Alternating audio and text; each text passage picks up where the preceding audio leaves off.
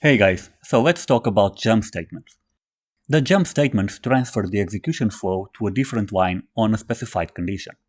The break statement breaks out of the current loop or switch to continue with the rest of the execution. We've already seen it before in the switch case. Now let's see an example using a for loop. Let's assume we have an array of unique names, and we want to check if there is someone named Paul in that array.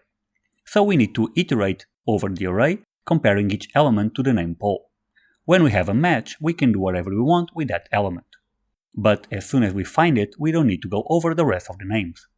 So we can use the break keyword to stop and step out of the loop.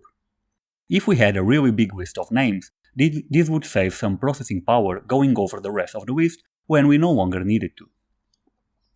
Besides the break, we also have the continue statement. The continue allows skipping the current iteration to the next one.